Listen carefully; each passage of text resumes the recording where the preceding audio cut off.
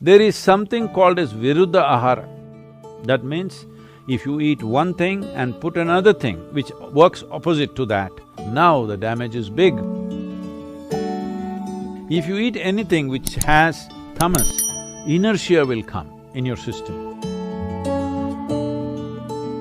Cognition level slowly will go down.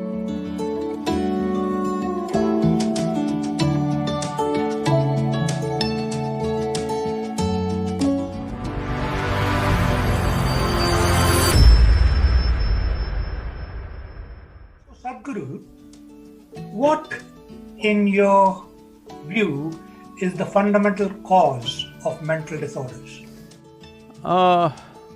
If you're asking for one cause… Well, it could be many. See, one thing is the way we eat. It's a very big part of mental illness. The way we're ingesting chemicals and hormones today unconsciously at various levels is a serious part of mental illnesses of this generation. How we ingest, how we take food in. This may sound little far-fetched for UK, but please listen to me carefully.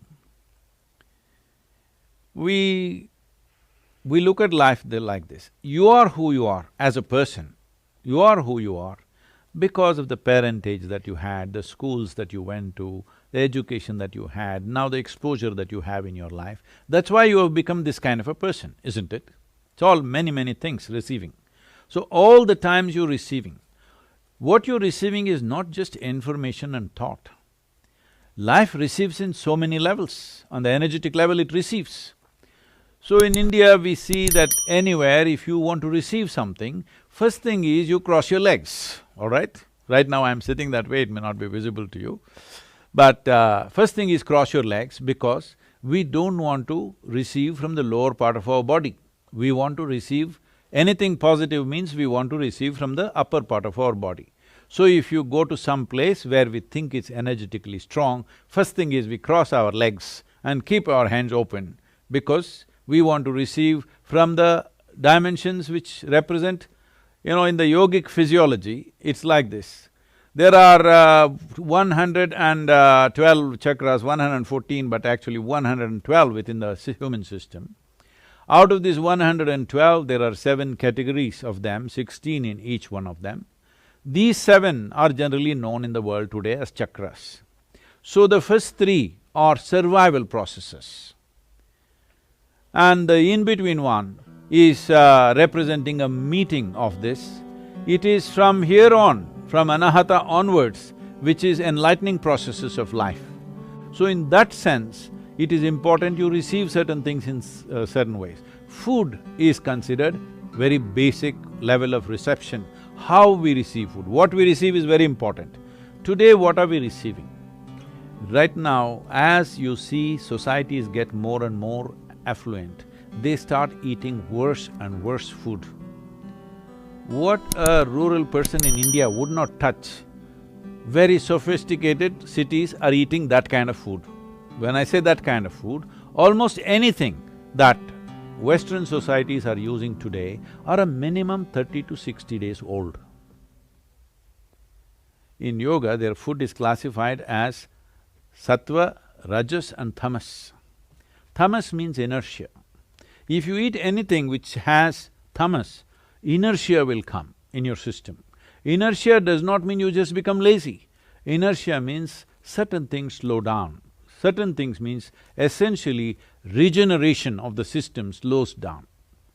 Today you know that neuronal regeneration is one of the most important aspect of keeping your brain reasonably functional throughout your life.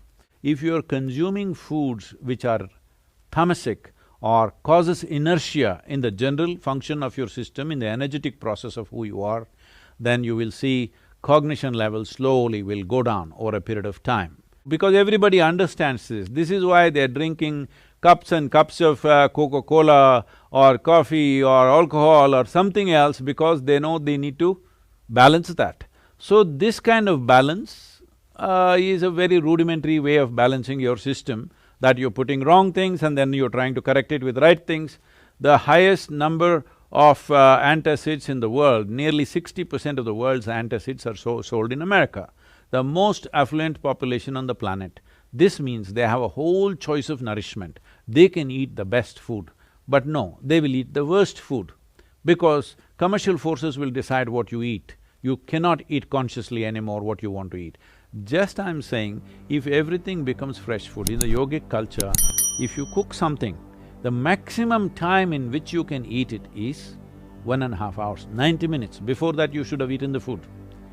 After that, we won't touch the food because it has started gathering tamas, inertia will begin to happen. If you want to experiment, you can experiment, eat something very fresh for 1 week, eat something which is processed and kept for 1 month, 2 months and then eat it, you will see the level of alertness in the system, you will notice it in your experience. But it is happening at the cellular level, it is happening in terms of… we call this ojas, there is no English word for that. If you create sufficient ojas, which is a non-physical dimension of energy, if every cell in your body is wrapped in this, believe me, your aging process is almost… will not progress. Your cellular age will almost remain stagnant for a long period of time. Some of the tests they have done on me and they are saying that my cellular age is 25. Well, I still am like 25, I'm maintaining the same level of activity, I'm maintaining the same weight, same everything. This is not some miracle. Every human being is capable of this with some simple attention to fundamental things. Going further in terms of food, there is something called as viruddha ahara. That means, if you eat one thing and put another thing which works opposite to that, then in your system there is a war. You know, digestive process is largely between acids and alkalines and all this stuff. For example, you eat meat which is fatty. If you ate it by itself, it may not cause that much damage. But you ate that with rice and ghee, you call that biryani and you ate it. Now the damage is big because these two things will not go together. This is why any non-vegetarian food and milk-related food were never mixed, because the moment you mix it, it will go opposite to each other and you create a battle within yourself. In the yogic culture, food should not remain in your stomach bag for more than 2.5 hours. Within 2.5 hours, it should have moved out, you must be feeling empty stomach. Hunger will not come, empty stomach will come, and that is good. We want our stomach to be always empty, because in an empty stomach, everything works well. And the colon health is something that's completely neglected today. If you do not keep your colon clean, keeping your mind in a balanced state is very, very difficult. So in Ayurveda and Siddha, first thing if you say anything, you are having sleepless nights, you are having disturbed something, mild, any kind of psychological problems, first thing is purging. Purge the system, clean the colon, suddenly you feel little balanced. So in the yoga center, the day starts with a small marble-sized ball of neem and turmeric. There are many aspects to this, of what impact it has on your system. One immediate thing it will do is, it will keep your alimentary tract clean. When we say clean, this is a region, this whole digestive process is a region where you have maximum amount of other life.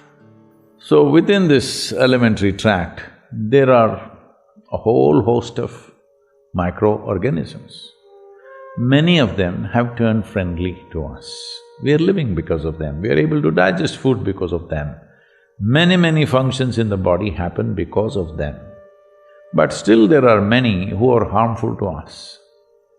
The uniqueness of neem, especially when it is taken along with turmeric, if these two things go together, largely those things which are not necessary for the body, those things which can harm the body, any kind of parasital life which is there, all these things get eliminated.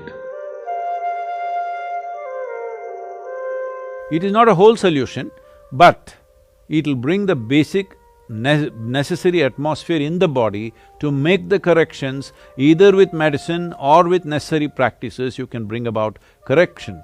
How do we apply this to a person who is suffering right now? That needs a compassionate approach, not a standard approach, my way or your way. It's a very silly way to go at it, that this is the only way it can be done, because that's not how human beings are. A judicious action of what could be maximum right rather than wrong, more right than wrong is all you can do. I don't think anybody has an absolute right about mental conditions that people are in.